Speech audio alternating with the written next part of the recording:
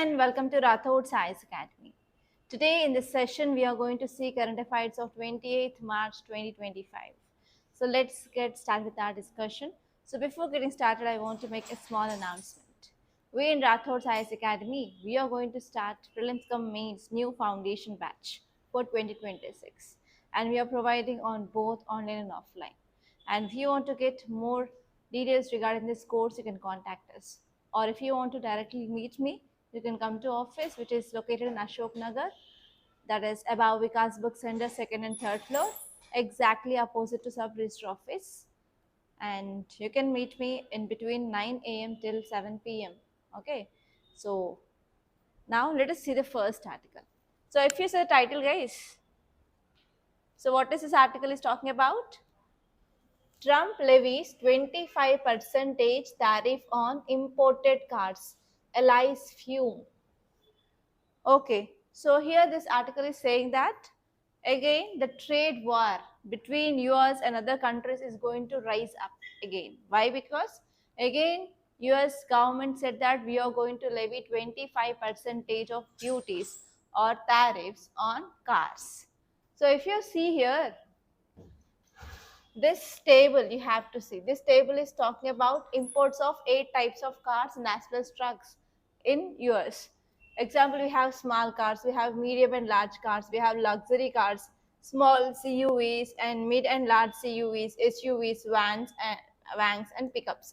So these are the cars on which now 25% of tariff will be imposed by this US now.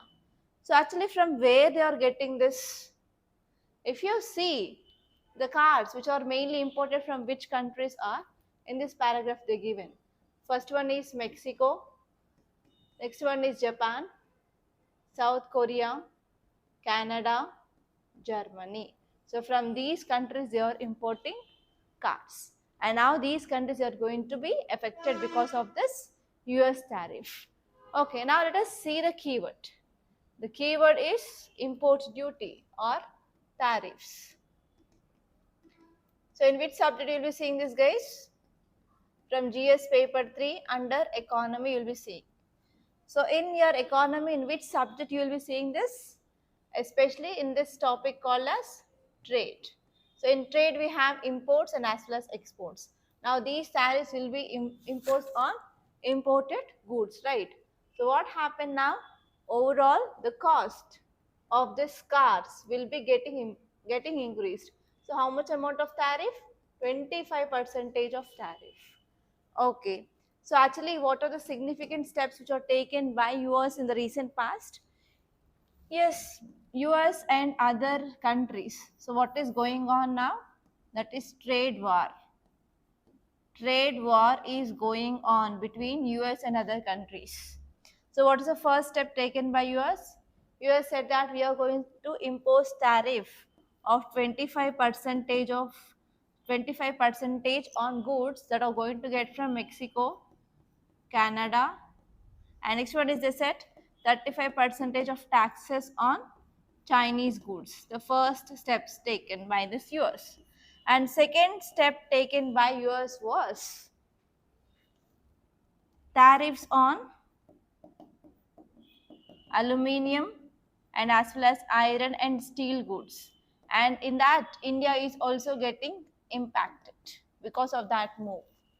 And later on what this thing done by US is, yes, if US is imposing tariff and on other side other countries like China also said that we are going to impose it for that, and for that retaliation US government said that we are going to impose reciprocal tariffs, and it is going to come into effect from April 2nd onwards on Indian goods. And now the fourth step taken by US is 25% of tariff on imported cars. 25% of tariffs on imported cars. Okay, so now here Mexico involved, Canada involved, Chinese involved, India is also involved, UAE is also involved, and now other countries. That means there is increasing of trade related tensions between US and all those countries is happening, right? So the first important point that you have to remember is there is increasing of tensions between countries. And next important point that you have to remember is there is increasing of escalation. There is increasing of escalation of trade war. There is increasing of escalation of trade war. And next important thing here is increasing of cost of the goods in USA. What happens? That means there will be inflation in USA. And next one is because of this inflation, there is increased burden on citizens of USA who are living in this USA, right? And next important one that you have to see is there is disruption of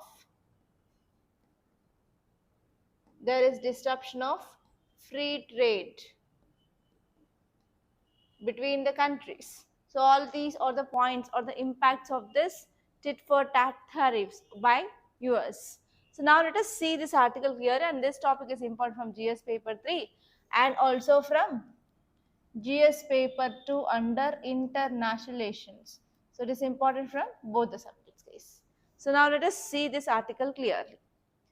So if you see the context, what is this context is saying?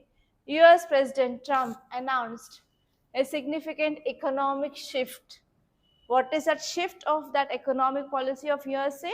They are going to impose 25% of tariff or duties on imported cars, not only imported cars and as well as light trucks.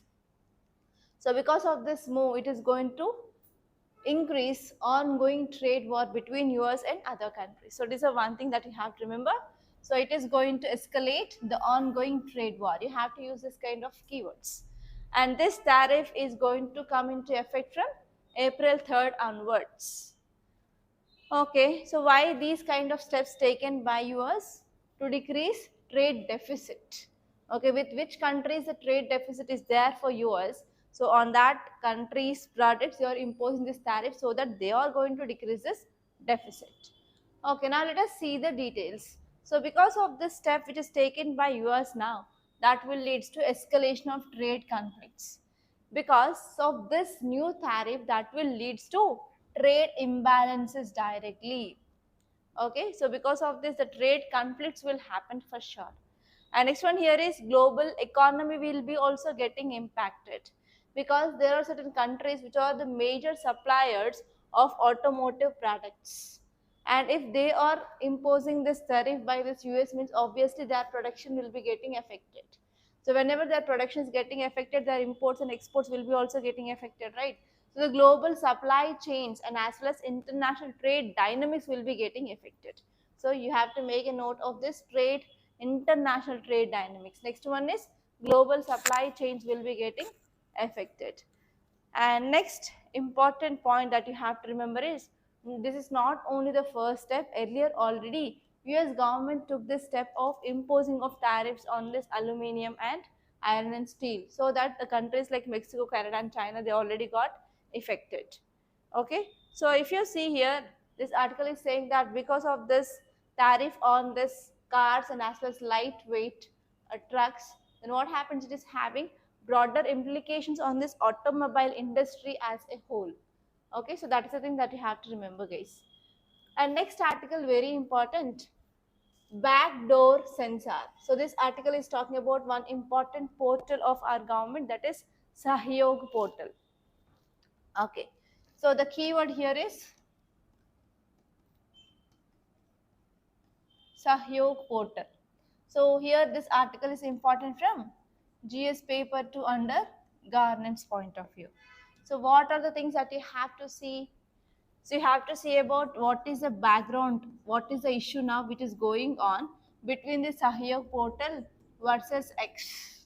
That is nothing but the Twitter. You have to see about what is the background issue. And next you have to see about what is this Sahyog portal. And you have to see about even certain acts and laws in India. Okay, and there is a very high chance of getting question regarding the Sahyog in your prelims, guys. So be careful for 2025 prelims regarding the Sahyog. Okay, now let us see this article. So actually this article is saying that recently central government came up with a portal, and the name of that portal is Sahyog portal. And why this portal came up by the government is to come up with a unified framework to combat cyber crimes. So actually there is increased cyber crime, cyber threats is happening in our country, right? So to control that cyber threats and also to streamline legal requests related to online content regulation. So as you all know that social media platforms, for example, you can take Facebook or Twitter or Insta or anything. So these are now became like spreading of misinformation, disinformation very fastly, very rapidly, and that to wide range of people they are getting information by using the social media, right? So we have to also control this online content, what it is circulating in that platforms. So for controlling of online content and as well as for combating of cyber crime, so government came up with this portal called as Sahyog. And now what happened? So now this government of India asked other social media platforms which are working or which are running in our country to join this portal, so that now this portal will be regulating the information which is going in this or transforming or transmitting in this region, in this so and so social media accounts. So actually now the former Twitter, that is X, has refused to join this portal. And why this X had rejected or why didn't join this portal here is it cited its own independent mechanism for handling legal requests. It said that if there is any legal request regarding the content, regarding the spreading of misinformation or disinformation, regarding any fake news, so we have our own mechanism. There is no need of joining with this Sahyo portal to forward that request. So that is a reason which mainly cited by X. X refused to join this portal. And this platform, this X also challenged the legality of this portal in Karnataka High Court. So actually X filed a case on this Sahyog portal, that this X now said that so this Sahyog portal is used by Government of India as a censorship tool. Okay, so these are the allegations were made by X, and X didn't join this portal. So now if you're talking about the legal precedents and national statutory framework in our country, so we have an important act that is called as Section 69A of Information Technology Act of 2000. So actually it forms a legal basis for blocking the content. So if you are asking about are there any laws in our country or are there any acts in our country to regulate the content in online platforms? Yes, we have an act that is called as Information Technology Act of 2000. In that act, especially 69A says that yes, we can block certain content. So this section 69A, which empowers the government to direct intermediaries. Who are intermediaries here? We have social media. Okay, social media platforms. It may be WhatsApp, Telegram, or Instagram, Facebook, whatever it may be. So now this section of this act, which is directly empowering the government to direct this intermediaries to block any information, especially if that information is threat to our national security or public order, or do we have any sovereignty issues like that, they will be checking, and this act will be giving power to government to block certain information.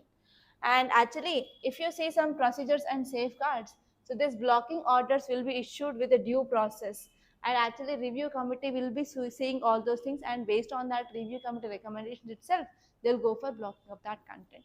So this is about the statutory framework.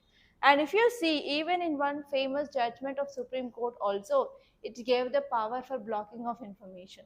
For example, we have Shreya Singhal versus Union of India 2015 judgment. So actually under this judgment, Supreme Court struck down this section 66A of IT Act for violating freedom of speech to upheld this section 69A. It said that we need to provide some frameguards and we have to follow that safeguards. And X argues that here Sahyog portal, which is not having a statutory backing, so it is not having any law through which it came up. So we will not align or will not join this portal. So that is the thing which mainly said here. And if you're talking about what will be the implications if this X is not joining this portal. So first one here is, if you say about this argument of X, it said that, so whenever any portal which is developed or established by the government of India, it will create a parallel mechanism which is outside this 69A framework. So because of this, what happens? So it can run its own parallel mechanism. And next one here is what government is saying. So we are coming up with a centralized portal. So in this portal, we are trying to ensure transparency, efficiency and compliance in addressing cyber crime as well as unlawful content.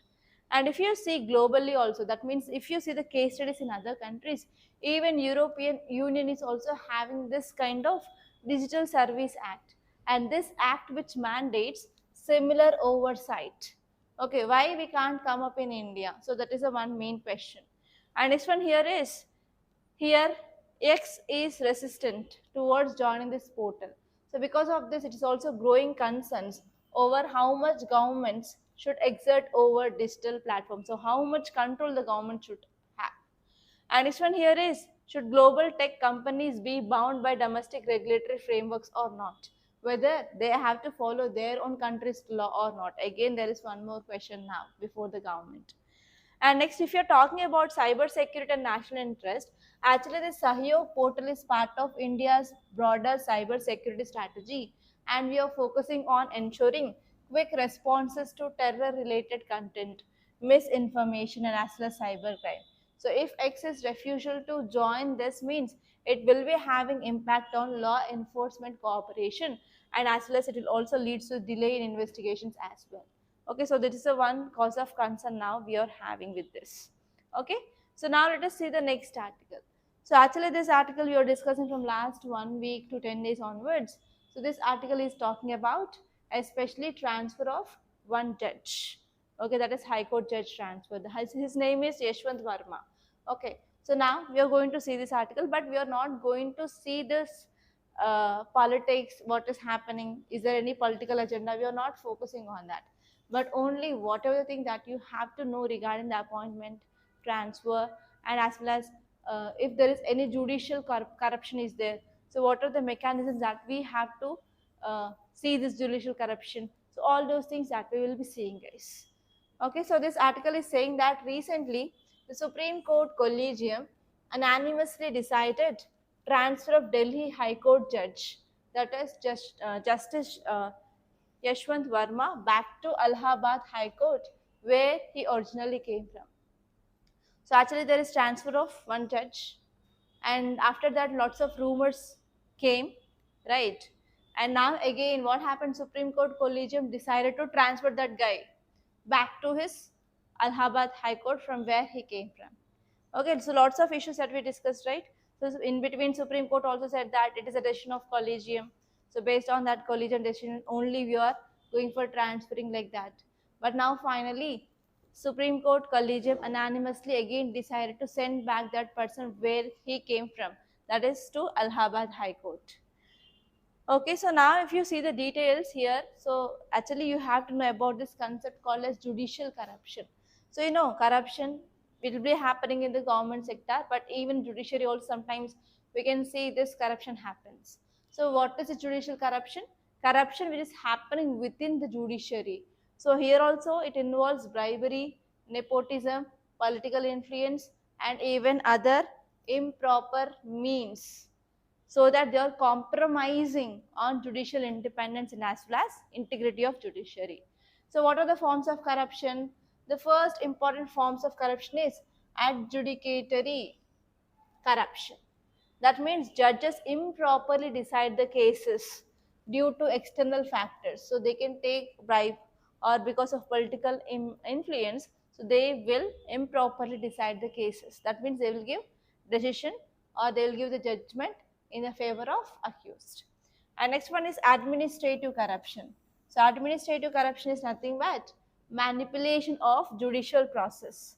For example, they will appoint the relatives to the positions or giving the promotions to the relatives like that. And next one is uncle judge syndrome. So lawyers which are related to judges appear before the relatives, so that they will be trying to create a network, okay, so that they will influence judicial outcomes. So these are the three important forms of judicial corruption in India. And what are the causes of this judicial corruption? Why? because there is lack of transparency in appointments and as well as transfers. So because of the influence of appointments, influence in these appointments and as well as transfers that repeatedly happen. So because of all these things, what happens? Judicial corruption will happen. And next one here is, yes, you know this collegium system, right? To this collegium system only the appointment process and transfer will happens. But in this collegium system, so there is lack of clear and as well as lack of proper objective criteria is there in this collegium. So because of this lack of transparency and accountability, judicial corruption is happening.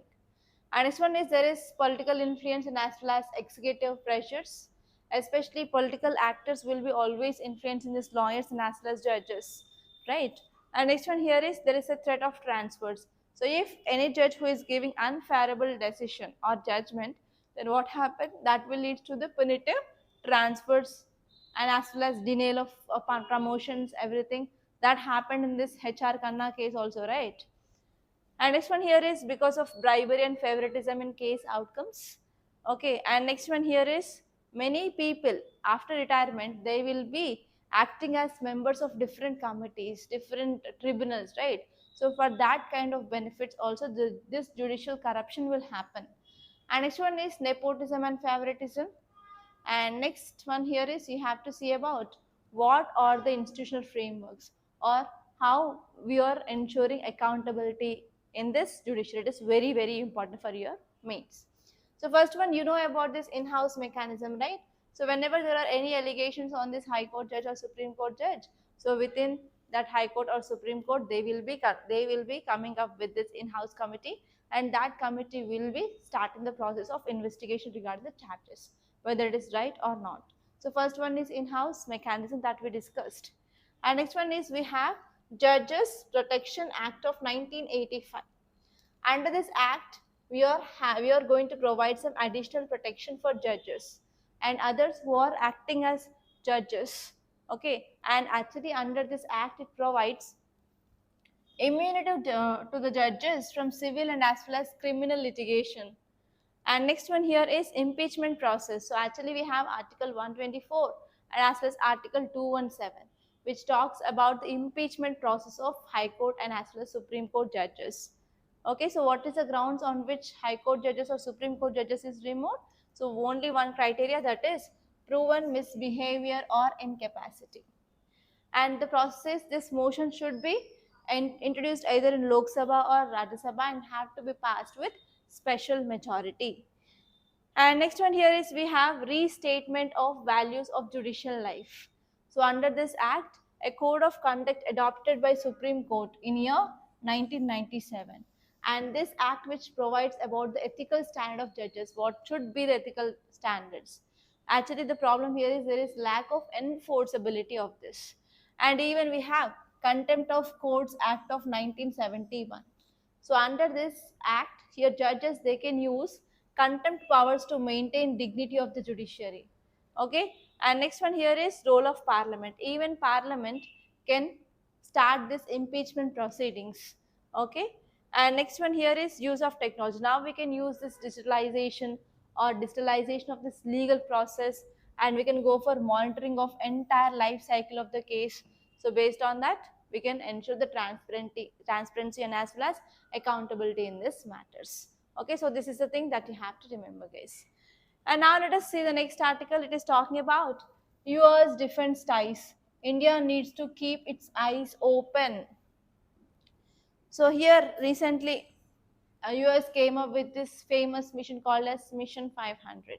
So in that mission, we are focusing on improving of trade between India and US, right? So especially in that article, we discussed about we are going to improve this defense ties between India and as well as US. And this article is saying that we have to be very much careful when we are dealing with this US. Okay, so now let us see this article. So actually we are focusing on this campaign called as Make in India or Atmanirbhar Bharat. So what is this? We have to go for production in our country. That means production of this defense goods or defense parts should be increased in our country. But now if you are getting this products or if you are getting this technology from this US, can we achieve this Atmanirbhar Bharat? No, we can't. That is a one important point which mainly focused. And recently we done this Aero India 2025, right? So in that event, which mainly highlighted that yes, the production rates of this Tejas Mk1A light combat aircraft is in discussion, especially because we are going for collaboration with the private people, private manufacturers. And recently in our today's or in our yesterday's or day before yesterday's paper also, there was a question regarding the finalization of this Tejas related collaboration, right? So because of this, now it is in news.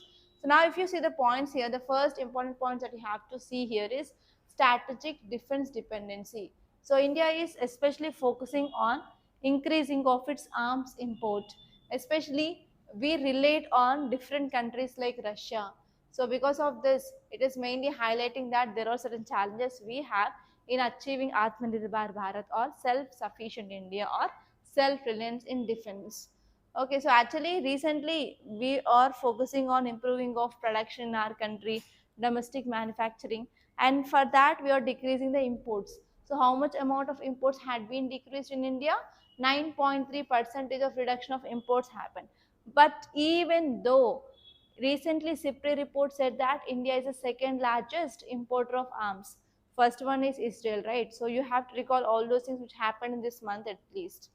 And next one here is indigenous aircraft development as a strategic imperative. So we are focusing on especially indigenous aircraft development. That means it is focusing on improving of strategic imperative of IAF. And especially here we are going for incorporation of American engines in our indigenous products. So whenever we are going for uh, taking off or getting off this American technology or American engines in our indigenous made equipments, means obviously we will be depending on other countries, right? So how can we achieve 100% Atmanirbhar Bharat? So it is one important challenge we are having.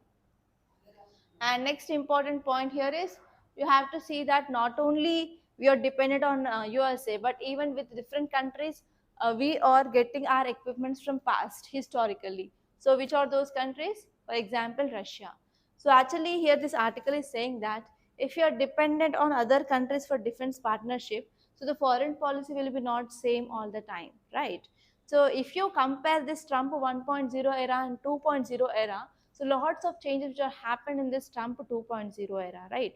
So because of this, we can't rely on any other country for defense partnership. So for this, we have to focus on our own self-reliant India, Atmanirbhar Bharat in defense sector. And next one here is, yes, if you're not interested in US, we can have collaboration with other countries. Which are those other countries? So we have Russia, we have Israel, and we have France. They also present potential opportunities for the diversified defense cooperation for our country. And next one here is, this article is saying that yes, we need to have certain true partnership models also. We have to move beyond the dependency, okay, and we have to transform our partnership. Okay, so that is the thing which mainly said. And now let us see the next article. It is about, should the free movement regime between India and Myanmar remain?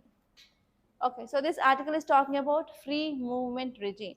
So already we discussed this topic in our earlier classes. So now just let us have a small recap. So this article is important from your international relations because it is a region which is present between India and Myanmar. And even it is very important from your internal security point of view because of this, especially this free movement regime between India and Myanmar, it is leading to this influx of immigrants, migrants, and as well as arms trafficking, drug trafficking, human trafficking is happening. So because of this is also very important from your internal security from GS paper 3. Okay, now let us see this article. So what is this free movement regime? So this free movement regime which allows the people from the both side of India and Myanmar for 5 kilometers to easily move without any requirement of passport. Okay, so actually when we came up with this in year 2018, why? At that time we came up with that policy called as Act East policy. So as part of this Act East policy in 2018, India established this free movement regime which will promote cross-border movement up to even 16 kilometers. I said 5, no? So even up to 16 kilometers in some areas. So they will allow without even passport and visa. Okay, next one here is individuals residing at the border need a 1-year border pass for stays lasting up to 2 weeks in the neighboring country. So if a Myanmar person wants to stay in India for 2 weeks, for example, he need at least 1-year border pass. And actually why we came up with this free movement regime, it will be helpful for doing of border trade and as well as improving of access to education, improving of access to healthcare in this region, and even to improve bilateral relations between India and Myanmar. So if you see the what are the reasons why we have to reconsider this FMR, that is free movement regime, is first one is increased security concerns. So actually there is increased infiltration, there is influx of illegal migrants, particularly Chin group, Naga communities and Rohingyas from Myanmar. So here because of this it is potentially straining our Indian resources. And next one here is drug trafficking, arms smuggling is also happening during this area, and during this time especially they will be using this free movement regime for this smuggling of arms and as well as drugs. And next one here is insurgency activities. So especially this free movement regime has been misused by some insurgent groups which are especially operating in this northeastern part of our country, and they will allow them to cross the border easily, and they are going to evade and as well as for example Kuki National Organization and Kangley Park communist parties. So there are some organizations which are mainly doing some insurgency activities. And we also have certain socio-economic and religious issues as well. The first one here is impact on cultural identity. So for example, so there are lots of times the concerns they are proposed by the people about preservation of their indigenous culture. If outsiders are coming and occupying that region, so they can't preserve their culture and they can't preserve their tradition in these border areas. And next one here is deforestation is happening and illegal resource extraction is happening. So because of this what happens, there is also environmental degradation. And even China is also increasing its influence in this Myanmar region. So because of this it is having obviously threat to our Indian border security as well. So because of this what happens, already the situations are very bad, so still there will be deterioration of relations with other countries. That is the thing which mainly said here.